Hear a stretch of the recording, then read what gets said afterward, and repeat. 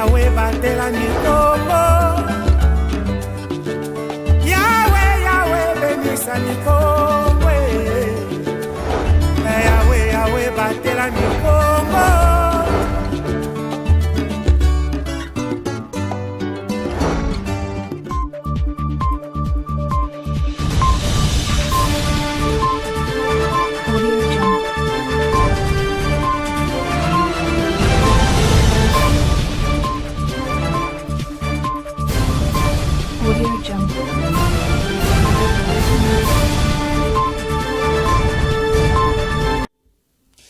Grande est notre joie de vous servir à travers cette nouvelle session d'actualité sur les antennes de Ma Bannière Télévision. Mesdames, Messieurs, bienvenue à toutes et à tous dans ce nouveau journal. Tête à tête à Matadi, chef-lieu de la province du Congo central, entre Dominique Nkodiambete et Médard Nsimba, respectivement maire de la ville et directeur du département maritime d'EPEM AI de l'Office national des transports, ONATRA, ex-SCTP. Les deux personnalités ont abordé de la collaboration entre la mairie et l'Office national du transport, ONATRA. Le maire de Matadi, Dominique Nkodiambete, a reçu dans son cabinet de travail le directeur des départements intérimaires de l'Office national des transports, ONATRA, Médard Nsimba, ce jeudi 23 juin de cette année en cours. Outre la présentation des civilités, Médard Nsimba a échangé avec les premiers citoyens de la ville sur certains dossiers vitaux de cette société. Nous sommes venus présenter les civilités au maire de la ville, en tant que d'abord responsable politique de l'entité. Et comme nous avons aussi travaillé ensemble avec lui à l'ONATRA, c'était une fierté pour nous de le voir à ce niveau. Et nous avons pu échanger par rapport au problème des véhicules qui doivent entrer au port, par rapport à l'encombrement de la ville qui est causé par les véhicules. Ce qui fait que nous avons pu dégager certaines orientations, mais qu'il va devoir exploiter, et nous aussi de notre côté. Tout juste après, le maire de Matadi, Dominique Nkodiambete, a reçu les joueurs de Tout Capable Lima, afin qu'il réalise sa promesse faite à cette équipe. Parlons de l'évolution du processus électoral en République démocratique du Congo dans ce journal. Le secrétariat exécutif provincial de la Commission électorale nationale indépendante CENI Congo central a réuni ce samedi 24 juin 2023 dans la salle du centre d'accueil Silema à Kinkanda dans la commune de Matadi des responsables de différents partis politiques et regroupements politiques, le cadre de la société civile et le chevalier de la plume pour aborder la question des innovations apportées dans la nouvelle loi électorale en prélude des prochaines élections. Les détails, c'est avec Glodino Lukanou. Le secrétaire exécutif de la Commission électorale nationale indépendante CENI Congo central, Madame Bernardine Kitondo Bodi, a présidé ce samedi 24 juin 2023 dans la salle Silema à Kinkanda une réunion des cadres de concertation sur les rappels de quelques dates critiques du calendrier électoral, les innovations de la loi électorale, ainsi que sur l'ouverture du bureau de réception et de traitement des candidatures BRTC. La CENI, qui privilégie la transparence et la participation, poursuit avec la tenue de ces cadres de concertation avec les différentes parties prenantes, dont les partis politiques et les regroupements, ainsi que la société civile dans sa diversité. Il s'agit plus précisément d'apporter aux leaders des partis et des regroupements politiques des informations nécessaires pour une bonne maîtrise du processus électoral, parce que ce sont eux qui partent à la conquête du pouvoir. On prépare à cette activité électorale le membre des partis politiques, de la société civile et de la presse. À la fin de la cérémonie, quelques participants ont livré leurs impressions. On a participé à cette réunion qui était convoquée par la CENI pour nous éclairer par rapport au processus électoral. Parce que le bureau RCT seront opérationnels bien évidemment les lundis, le 26. Donc il nous a parlé sur comment faut-il réunir les conditions pour être candidat député national, mais aussi comment constituer le dossier pour déposer sa candidature. Et s'il y a des éléments qui manquent au dossier, comment votre candidat peut être rejeté.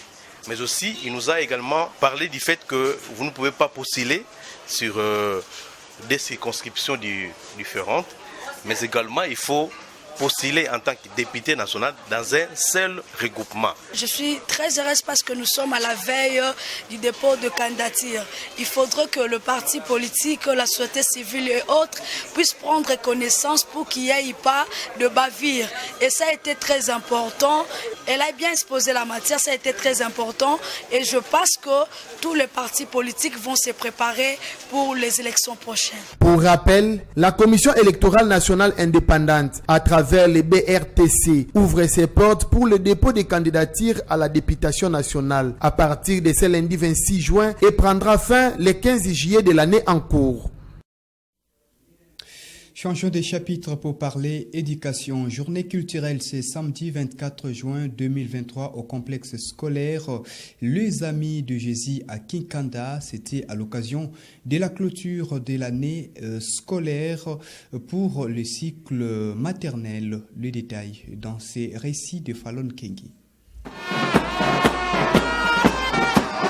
Tout a commencé par un carnaval dans la matinée de ce samedi 24 juin. Les apprenants de la maternelle du complexe scolaire Les Amis de Jésus, accompagnés de leurs institutrices, ont parcouru quelques grandes artères de la ville, de l'entrée d'Orcas jusqu'au bâtiment administratif de l'école situé sur l'avenue Potongumba, au quartier Ville-Basse, dans la commune de Matadi, banderole en main, scandant des chants. Récital des poèmes, pas de danse, ainsi que des pièces théâtrales historiques ont caractérisé cette activité scolaire peu avant la proclamation et collation de ces élèves de la maternelle à la grande satisfaction des nominés. Aujourd'hui est un bon jour pour nous. Nous terminons le cycle maternel.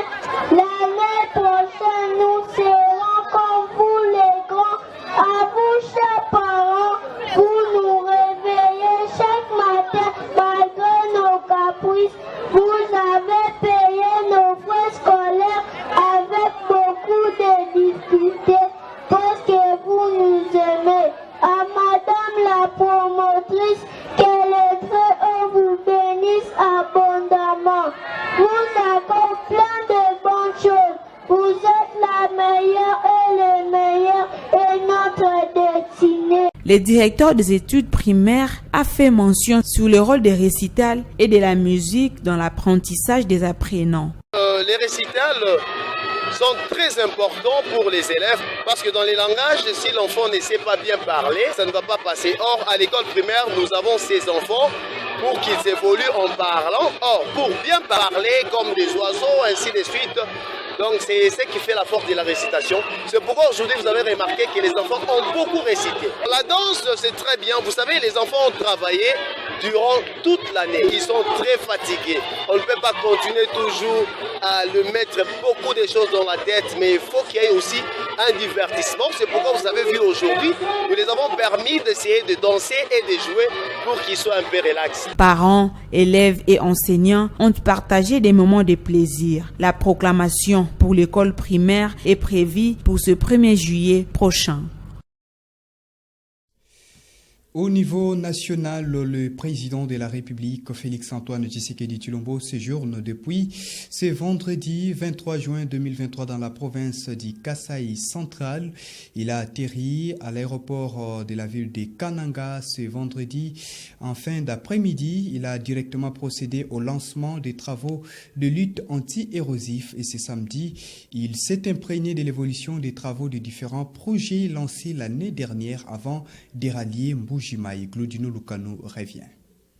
C'est sous cette ambiance que le chef de l'État Félix-Antoine Tshisekedi a été accueilli le vendredi 23 juin 2023 à Kananga, chef-lieu du Kasaï central, à l'occasion du lancement des travaux de lutte anti-érosive sur les sites de la gare de la Société civile des chemins de fer du Congo. Financés à hauteur de 100 millions de dollars américains, ces travaux d'urgence s'inscrivent dans le cadre du projet d'urgence et de résilience urbaine de Kananga. Ces travaux en soi constituera à la construction de collecteurs, la stabilisation des talus, ainsi qu'à la plantation des espèces végétales. Tandis que le projet sur le site PK706, ce sont des travaux neufs auxquels l'entreprise non l'OVD fera face dans le cadre de ce projet. Signalons par ailleurs que, après une série d'allocutions, s'en est suivi la cérémonie de la pose de la première pierre par les garants de la nation. Signalons par ailleurs que, avant de poursuivre sa mission à Mbujimaï, le président de la République, Félix-Antoine Tshisekedi Tshilombo, a visité ce samedi 24 juin 2023 plusieurs autres chantiers dont les travaux ont été lancés l'année passée dans cette partie de la RDC.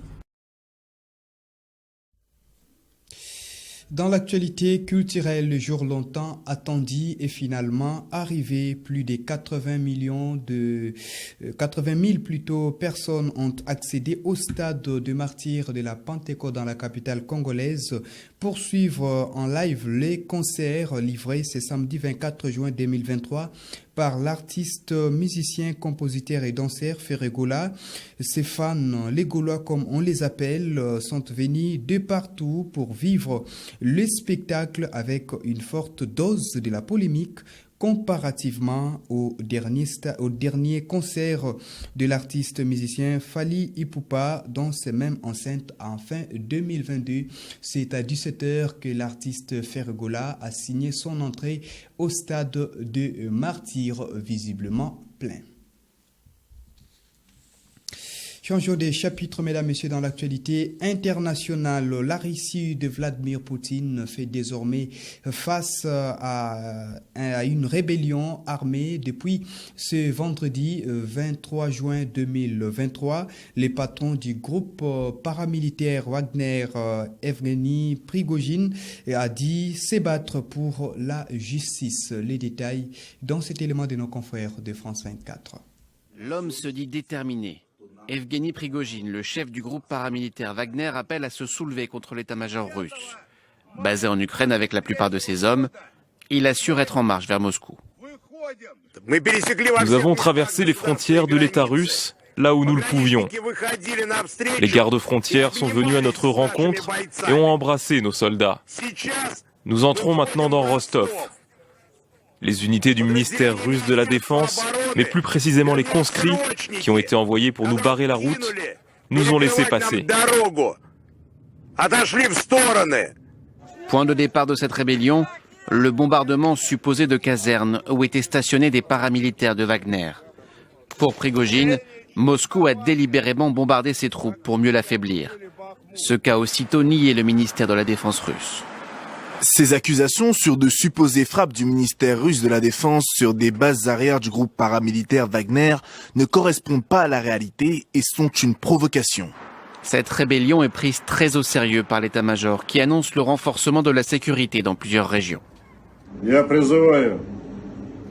Je vous demande de vous arrêter. L'ennemi ne fait qu'attendre justement que la situation politique intérieure s'aggrave dans notre pays. Il est inacceptable de faire le jeu de l'ennemi en ces temps difficiles pour le pays. Le chef de Wagner ne nomme pas directement Vladimir Poutine. Il dit viser l'un de ses principaux bras droits, le ministre de la Défense, Sergueï Shoïgu. Dans l'un de ses messages vidéo, il remet ouvertement en question l'intervention militaire russe en Ukraine, utilisée selon lui pour servir les intérêts d'un petit groupe d'oligarques. Parlons sport, chers téléspectateurs, avant de nous quitter. Les finalistes de la Ligue nationale de football féminin sont connus depuis vendredi 23 juin 2023 au terme de rencontres de demi-finale qui se sont jouées au stade TP Mazembe de Kamalondo dans la ville de Lubumbashi, chef-lieu de la province du Haut-Katanga. Mazembe et Bouéremana sont en finale pour avoir écarté respectivement en demi-finale Lupopo et Bikira. Rivanciala nous en parle. C'est cette réalisation de Justine Bosso à la 23e minute de jeu qui a envoyé le football club féminin Mazembe de Lubumbashi en finale de la 14e édition de la Ligue nationale de football féminin au détriment du football club féminin Lupopo. À l'issue du derby louchois, Justine Bosso n'a pas caché sa joie, mais aussi la détermination de remporter la deuxième finale consécutive. Je me sens vraiment très à l'aise parce que c'était vraiment un grand derby contre nous avec une proposition, ce n'était pas vraiment facile. Mais si on fait grand saint, j'ai marqué le but de la qualification. Nous sommes déterminés pour remporter les coupes des championnats nationaux. Lamia Boumerdi, la coach marocaine des Corbeaux, a elle félicité ses joueuses et a fait preuve de plus de retenue par rapport à sa joueuse. Félicitations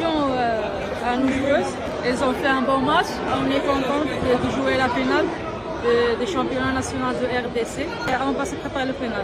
Côté vaincu, il faut vite se ressaisir, histoire de se consoler avec une 3e place en remportant la petite finale. Bon, on leur promet de gagner la 3e place parce qu'on mérite quand même d'avoir la 3e place pour motiver nos sportifs.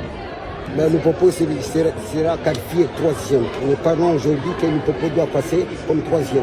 En finale, le football club féminin Mazembe va croiser la surprenante équipe de Massissi, le DC Bouéremana, tombeur de DSMP Bikira de Lubumbashi en demi-finale par 4 tirs au but à 3 après les nuls 0-0 au terme de 90 minutes réglementaires. Nicole Rehema, capitaine de Bouéremana, a eu quelques difficultés pour trouver les mots, tellement émotionnée après le match, mais celles pour écrire l'histoire ont été bien trouvées. Je suis trop émotionnée par la victoire d'aujourd'hui. Vraiment, ça nous rend très heureux. Notre objectif, c'est la coupe. Maintenant que nous sommes qualifiés à la finale, c'était notre objectif, mais le primordial est de remporter la coupe. Tout est possible parce que nous jouons 90 minutes. On va voir comment renverser l'histoire face à Mazembe. Si Lupopo ne jure que par un succès et gagner la 3e place, DSMP Bikira fait autant. Lubumbashi va à nouveau vibrer au rythme d'un derby louchois avec au bout une médaille d'argent. Malheureusement aujourd'hui, la chance n'a pas été de notre côté. On a joué très bien, trop de ratés et on est arrivé sur le tir au but. Malheureusement, on a raté 2 pénaltys et ils ont raté une seule tir au but. Quand même, félicitations à mes poulains. On va débattre un peu pour jouer et chercher la 3e place.